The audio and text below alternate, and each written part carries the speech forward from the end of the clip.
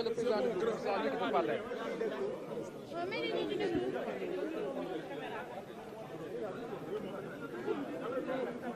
Allez-y, honorable. Dites-nous tout ce qui s'est passé, votre réaction. Honorable. Vous avez suivi avec nous ce qui vient de se passer. Ce qui s'est passé tout ce matin au niveau de l'Assemblée nationale. Je vais vous dire, la démocratie est abolie au Sénégal. Vous avez suivi avec nous toute la manipulation qu'il y a eu derrière cette procédure de création de commission d'enquête parlementaire.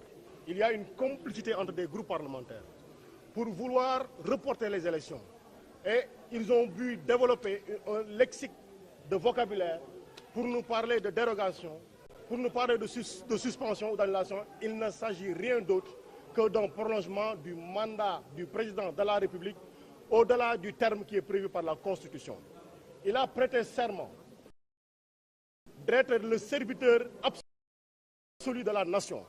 Mais vous avez constaté avec nous qu'il vient lui-même d'organiser un coup d'État constitutionnel. Et aujourd'hui, s'il vous plaît, aujourd'hui, je voudrais porter mes accusations contre lui. Parce que lui, il a acheté la poudre. Le PDS a acheté la mèche et ensemble, ils ont mis le feu à ce qui nous restait de la démocratie. Voilà le constat qui est fait aujourd'hui. Et ce qui se passe, ils n'ont même pas laissé le soin aux députés de se prononcer. Une chose aussi grande qu'une modification, qu'une suspension de la Constitution. Ils ont refusé le débat, nous l'ont imposé et nous ont amené la gendarmerie qui a à nouveau, encore une fois, violé l'hémicycle. Je rappelle qu'à l'installation de la 14e législature, on a vu la gendarmerie rentrer ici et des députés avaient été accusés, c'était nous qu'on avait accusés. Vous comprenez maintenant qui sont les traîtres du peuple. Vous comprenez maintenant qui sont ceux qui gèrent leurs propres intérêts. Nous avons tenu ensemble les députés de l'opposition, les vrais députés de l'opposition, ceux-là qui pensent qu'on ne modifie pas la Constitution comme ceci, ceux-là qui pensent qu'on ne peut pas proroger le mandat du président de la République au-delà des délais qui étaient prévus. Mais voilà le visage que nous offre la démocratie sénégalaise. Et je vais accuser la France, je vais accuser la CEDEAO, je vais accuser l'Union européenne, je vais accuser l'Union africaine d'être le souteneur du tyran. Parce que la communication qu'ils ont sortie, vous avez vu, c'est une communication qui dit le monsieur a suspendu la Constitution. On passe dessus, trouver les accords pour trouver de nouveaux délais pour des élections. Quelle est la différence entre un militaire qui rentre dans un palais, qui fait sortir le président et qui suspend la Constitution? Quelle est la différence entre celui-ci et le président de la République qui suspend la Constitution et qui va au-delà des délais? La CEDEAO est complice, la France est complice, l'Union africaine est complice, l'Union européenne est complice. Je le dis à haute et intelligible voix et c'est notre conviction à nous tous. Ils sont les souteneurs du tyran. Et aujourd'hui, vous avez vu les brimades qu'ils ont fait contre les députés. On ne peut même plus, dans notre lieu de travail, on ne peut même plus respecter l'immunité parlementaire. On ne peut même plus respecter la sacralité de ce que constitue l'Assemblée nationale. Nous sommes vraiment désolés. Mais la suite... L'élection est reportée au 15 décembre. Quelle est votre réaction? L'élection est reportée au 15 décembre. L'élection est reportée au 15 décembre. On vient de donner encore aux tyrans la possibilité de pouvoir rester au pouvoir encore pendant des mois et des mois. Pendant ce temps, les prisonniers vont continuer à croupir en prison. Pendant ce temps, voilà ce qui est en train de se passer. Ce qu'on voulait simplement dire. Non, mais on a constaté les agressions sur les députés. On a vu qu'on les a pris en aparté. Ils les ont amenés dans un coin, ils les ont bastonnés, ils les ont violentés. Mais ça, c'est dommage. Ça, c'est dommage. li ñuy wax fii mooy yéen a ko seetlu ak ñun.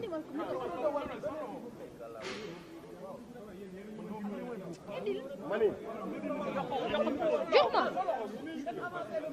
li ñuy wax fii yéen a ko seetlandoo ak ñun ñoo fi yendu tey li fi xew mooy dañoo yeew suñu constitution dugal ko ci teen te ñi ko def xam nañu leen dañoo déggoo ci ginnaaw le peuple def li ñuy def tey bu ngeen gisee ñu toog ne muq mu xaaral ñemewuñu wax ñuy xëy di saaga ñëpp mooy pare woon nañ seen forfait ba noppi.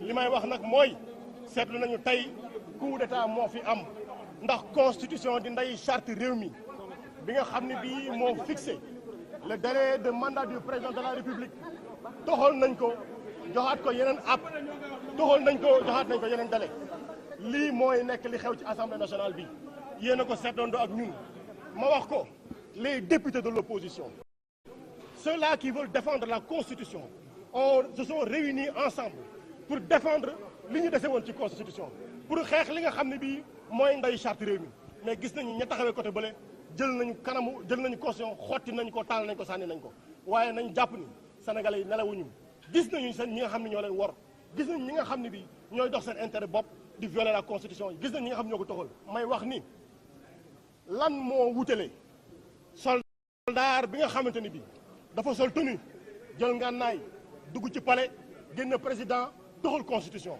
ak ki toog ci palais bi jaar ci assemblée nationale toxal constitution ñaar yooyu yëpp coup d'état la moo tax may wax ni CEDEAO ñoo jàppale nit ki ñoo jàppale lii ci li fi xew Union africaine ñoo ko jàppale ñoom ñoo jàppale Union européenne ñoo jàppale et la France ñoo ko jàppale parce que dégg nañ ci seen communication waxuñu ni li waa ji def violer constitution la waxuñu ko de dañ ne weesu nañ loolu waxtaan leen ci ngeen jàpp ay dates yu bees pour ngeen dem élection loolu mooy tekki ni ànd nañ ak moom ci la violation ci ni ñu toxalee constitution bi dëkk nag lii du ko defar jàpp nañ ay député duma nañ leen toroxal nañ leen uññi nañ leen seen sutura fii nga xam ne mooy suñu bërëbu liggéeykaay fii nga xam ne nee nañu fii la ñuy sàmmee seen worma fii la ñuy sàmmee seen ngor lu toroxal nit nag mënut a weesu lii fekk la sa kër duma la daaneel la toroxal la kurpañ la lem sa loxo gaañ la lii moo fi xew. mais élection yi dañ ko reporté jusqu'au 15 décembre. est-ce que gëm nga date ferme boobu ñu wax. mani élection yi doxul ko mooy yokk mandat ci fi ne buñ ko moo xam ndax dañ ko tuddee dérogation moo xam ndax dañ ko tuddee suspension moo tax ndax dañ ko tuddee annulation luñ ko mën di tuddee. mooy yokk nañ ko est-ce que gëm ngeen date bi mani ñun daal li ñu intéressé woon mooy nañu respecté constitution bi comme nag taxu na lu waaye xam. boote doomam waaw mais dama ni ñoom am nañ seen responsabilité ndax dëkk bu amee feneen ca Niger bu amee feneen ca Burkina wala ca Mali dañuy taxaw ne lii coup d'état la. Mais waxoon nañ ko bu yàgg dañ ko def waaw waxoon nañ ko bu yàgg dañ ko def. D'abord il faut dire que ce qui s'est passé est extrêmement grave parce que même les motivations soulevées par l'exécutif et le législatif sont très graves. D'habitude, c'est les opposants et les jeunes qui accusent la justice du pays d'être corrompue. Aujourd'hui, c'est le législatif et l'exécutif qui accusent la justice de notre pays d'être corrompue. D'habitude, c'est les jeunes et les opposants qui accusaient le gouvernement d'être corrompu. Aujourd'hui, c'est le président de la République, son groupe parlementaire et le groupe parlementaire du PDS qui accusent le Premier ministre en exercice du Sénégal, pas moins que d'avoir corrompu des juges constitutionnels.